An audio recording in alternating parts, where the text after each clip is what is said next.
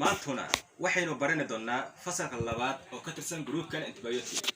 kaasoo magaciisa uu yahay tetracycline class maadaama aynu soo baranay fasalka koowaad oo ka tirsan groupkan antibiotic kaasoo magaciisa uu yahay penicillin class isku day fadlan inaad fahmi karto fasalkan labaad oo ka tirsan groupkan antibiotic tetracycline class waa fasalka labaad oo ka tirsan groupkan antibiotic tetracyclines fasalkan tetracycline kan daawooyinka ka soo jeedaan broad spectrum يعني broad spectrum waxaa loo yaqaanaa a range of many different kinds يعني ku kala duwanaansho ay ku kala duwan yihiin in badan bakteeriyada oo idil against kaasoo hodhow ka hortagi doonaan many bacteria يعني dhowr bakteeriyo and treat in lagu daaweeyo conditions xaaladooyinka such as waxaa ka mid ah acane waxaa loo yaqaanaa af Soomaali ahaan finanka wajiga ka soo baxa يعني qof kasta oo maanta ka caawinayo finankaasi hadduu uu moderate to severe u dhaxeeyo ama moderate to few hadduu u dhaxeeyo qofkaas oo kale waxa siini kartaa fasalkan tetracycline daawooyinka ka soo jeeda urinary tract infections caabuqyada ku dhaco xubinta kaadimareenka kaasoo la soo gaabsado UTI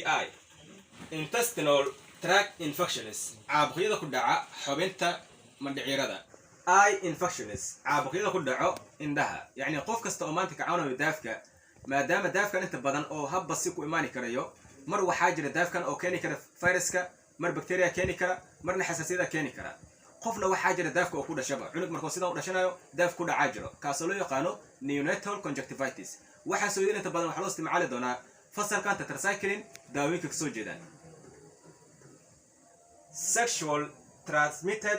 diseases iyo cudurada laiskugu gudbiyo galmada inta badan waxaa loo isticmaali doonaa fasalkan tetracycline daawooyinka ka soo jeedaan periodontitis waxaa loo yaqaanaa gum disease yani cudur ku dhaco ciridada ama ciridka and other bacterial infections iyo caabuqyada kale inta badan keeni karayo bakteeriyada the tetracycline class fasalkan tetracycline kan contains waxaa ku jira drugs daawooyin such as marka waxaa ka mid ah generic name iyo brand name examples yani qaar ka mid ah daawooyinkan soo hoosgali doona fasalkan tetracycline groupkan ka soo jeeda antibiotic ayaynu arki doonaa inta daawo ay noqon doonaan sida doxycycline marka doxycycline ka u jeedid waxa weeyaan generic name brand name waxay noqon kartaa doximar sidoo kale brand name kale leedahay oo loo yaqaano monodox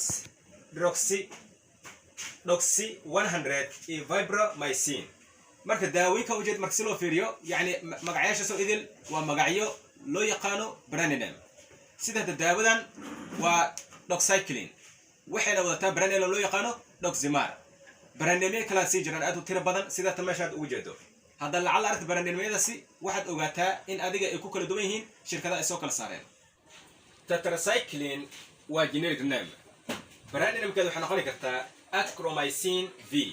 marka waxaad ogaataa in ereygan tetracycline mar uu noqon karayo fasal marna uu noqon karayo daawo markii uu fasal noqonayo waxaa la raacin doonaa tetracycline class markii uu daawo noqon doono waxaa la sii raacin doonaa tetracycline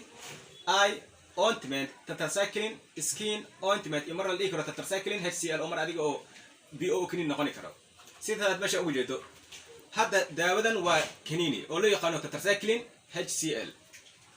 daawadanna waa bomaato waxaa loo yaqaan tetracycline eye ointment yani qof kasta oo maanta ka caawinayo daafka waxa uu isticmaali kartaa bomaatadan loo yaqaano tetracycline eye ointment qof walba oo maanta ka caawinayo finanka qaybta jirka ka soo baxa nabarada ka soo baxo idil waxa uu isticmaali kartaa tetracycline skin ointment demoglocycline waa generic name brand name waxay noqon kartaa diclomycin omidacillin waa generic name brand name waxay noqon kartaa nuzaira minocycline waa generic name brand name waxay noqon kartaa amziq dinancin minosin minolira solodin zilshi intaasoo idil aad u jeedo waa magacyo oo loo yaqaano guud brand name erivicycline waa generic name brand name waxay noqon kartaa serafa saricycline waa generic name brand name waxay noqon kartaa saysara markaas si u fiiriso daawooyinkan waxay soo hoos galaan fasalkan loo yaqaano tetracycline class